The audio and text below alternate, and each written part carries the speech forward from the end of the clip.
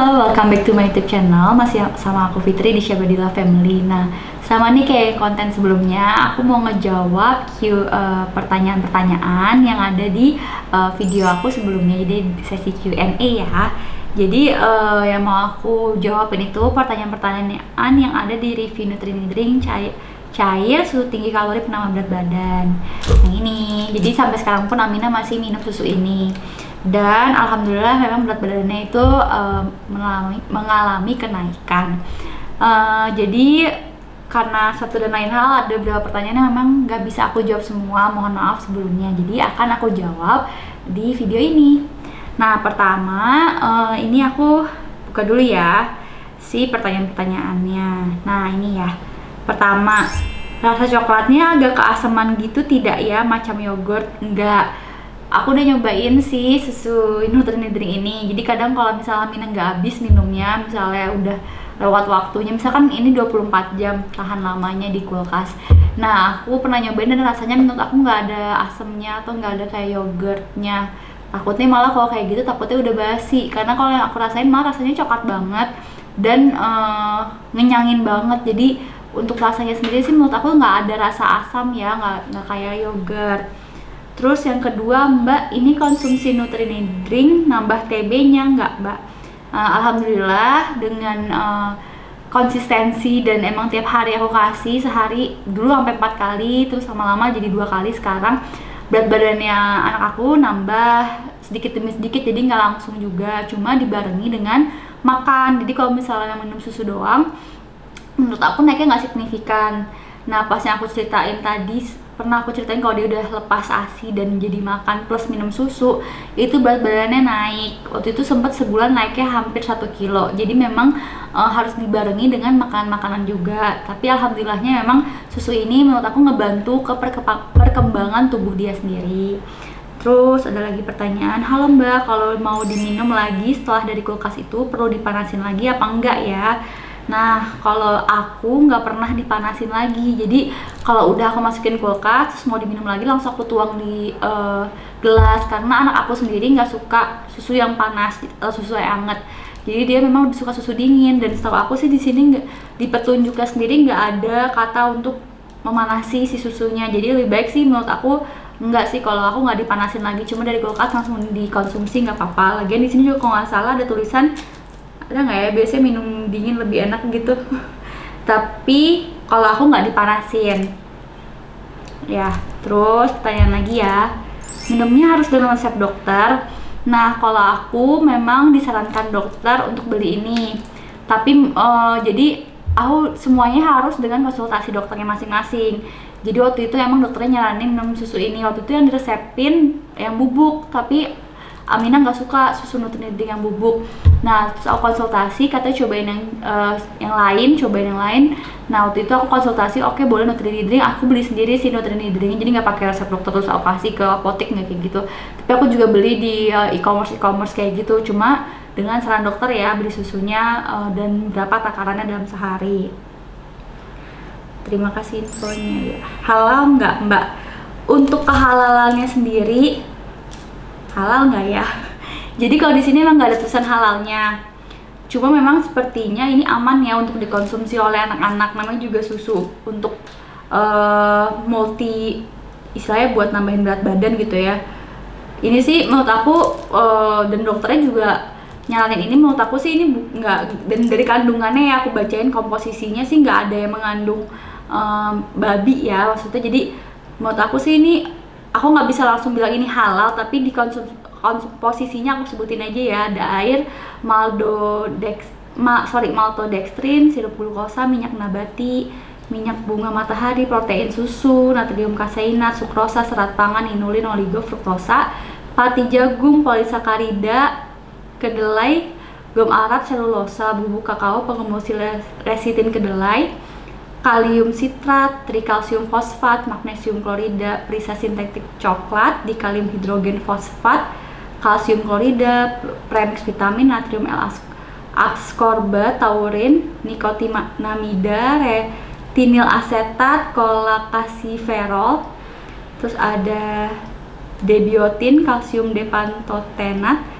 terus di DLA tocoferil asetat tiamin hidroklorida, riboflavin, pyridoxine, kemudian hidroklorida, asam folat, kalium iodida, cyanocobalamin. Banyak banget sih ini.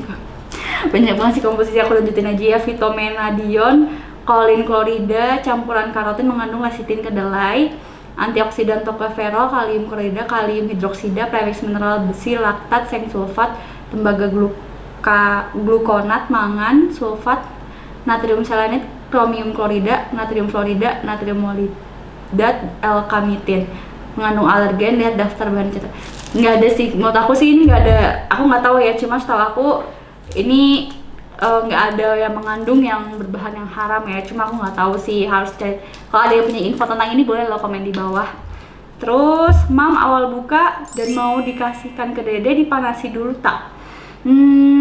Jadi kalau aku nggak pernah manasin susu ini, dan anak aku itu lebih suka minum susu yang dingin, jadi aku nggak pernah manasin si Nutrinidring ini.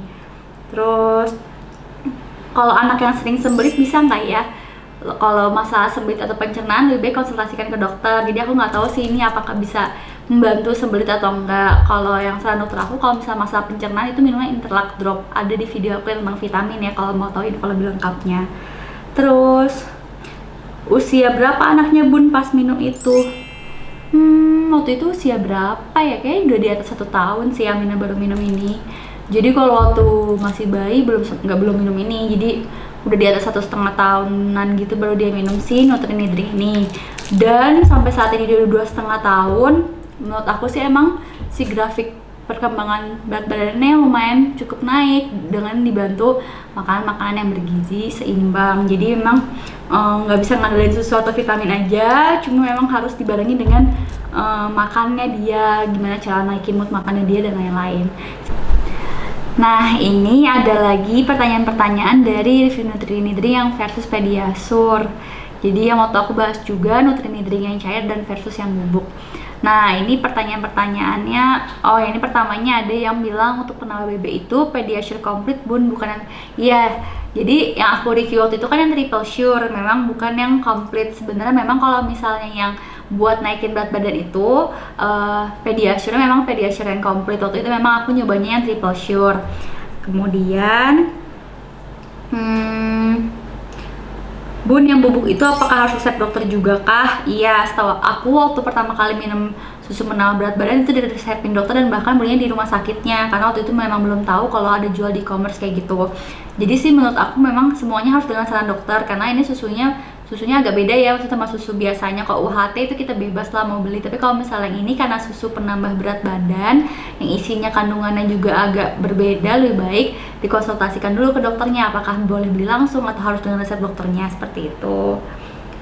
Terus lebih baik konsul ke dokter gizi atau ke dokter anak ya bun? Nah, kalau ini sendiri sih emang preferensi moms masing-masing ya, tapi biasanya pertamanya sih konsulnya ke dokter anaknya dulu. Kalau memang ada masalah dengan perkembangan tumbuh kembang anaknya atau gizi anak, biasanya nanti pasti dokter anak itu nyaranin untuk kita pergi ke dokter gizi. Jadi memang sesuai dengan saran dokternya juga sih sebenarnya tentang ke dokter gizi atau ke dokter anak, seperti itu. Sehari Nutrinidring cair harus berapa kali sehari? Nggak ada yang harus, karena memang menurut aku itu tergantung dari seberapa banyak anaknya mau minum. Maksudnya kan beda-beda ya, anak aku aja 100 ml kadang udah kenyang, ada yang mungkin 200 ml bisa langsung. Jadi memang beda-beda, tapi yang harus patut diketahui setahu aku ini itu maksimal sehari 4 botol. Jadi nggak boleh kebanyakan juga. Itu di sini juga petunjuk penting bahwa pemakaian harus dalam pengawasan dokter. Terus tidak cocok untuk pasien dengan diet bebas serat, pasien galaktosemia. Jadi memang setahu aku sih memang ini ada jadi kalau minum ada batasannya juga, harus dengan konsultasi dokter. Dulu kan ini kan kemasan yang baru ya, kalau kemasan yang lama tuh ada tulisannya maksimal 4 botol sehari. Kalau yang ini sih udah nggak ada tulisan seperti itu, cuma memang harus dengan saran dan resep dokternya itu sendiri. Terus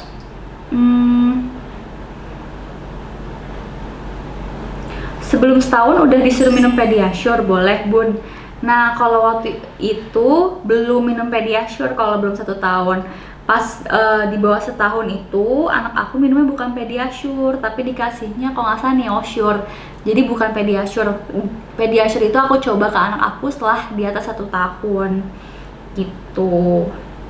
Tapi memang pokoknya sih saran aku ya, kan aku berdasarkan pengalaman, jadi lebih baik tanyain ke dokternya juga yang baik dan cocok untuk anaknya. Kadang juga kayak anak aku dikasih Neosure waktu itu dia lepeh, jadi dia nggak suka, jadi itu sekaleng benar nggak diminum. Jadi memang tergantung dari dokter dan anaknya masing-masing. Terus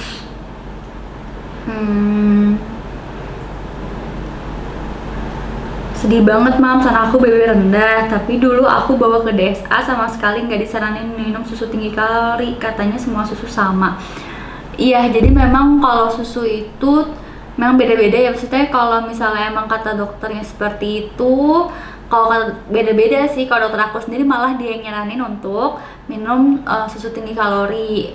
Kalau semua susu sama, aku kurang tahu juga sih. Lebih baik kalau emang mams ngerasa kurang sependapat atau gimana, coba second opinion kayak gitu aja. Cuma maksud aku emang semuanya harus dengan konsultasi dokternya masing-masing sih, ikutin aja sih kata dokternya kayak gitu. Terus ada perubahan di feses anak nggak Bun? Soalnya anak saya jadi putih fesesnya. Putih, kalau putih kayaknya harus ke dokter deh. Jadi maksud aku kalau putih nggak pernah ya jadi putih gitu. Jadi karena memang kalau pup anak itu tergantung apa yang dia makan, dan takutnya emang ada yang salah di pencernaannya. Jadi lebih baik kalau kayak gitu langsung dikonsultasiin ke dokter sih kalau ada perubahan dalam warna pupnya. Karena selama ini kalau Amina sih malah pupnya jadi lebih lancar sih, jadi nggak berubah warna kayak gitu setelah minum susu ini.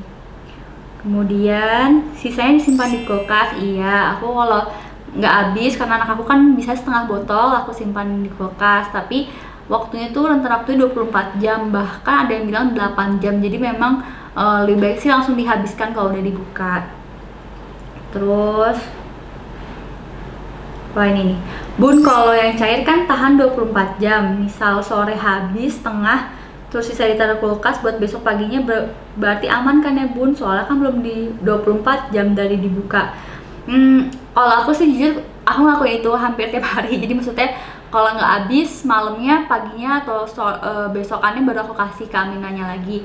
Dan itu nggak apa-apa, nggak pernah ada masalah sih di Aminanya, asalkan belum 24 jam dan habis dibuka langsung ditaruh di kulkas. Karena susu ini nggak bisa di suhu ruang, jadi jangan didiemin di ruangan dulu baru taruh di kulkas, tapi memang setelah dibuka langsung ditaruh di kulkas. Jadi dan lebih baik sih memang langsung dihabiskan ya setelah diminum, seperti itu. Nah paling itu sih pertanyaan-pertanyaan yang terkait dengan susu Nutri-Drink, susu Pediasure, atau susu penambah berat badan yang lainnya. Pokoknya terima kasih ya sudah menonton. Maaf banget nggak semua pertanyaan bisa aku jawab satu persatu. Makasih yang sudah menonton. Jangan lupa like, share, and subscribe. Assalamualaikum warahmatullahi wabarakatuh. Dah.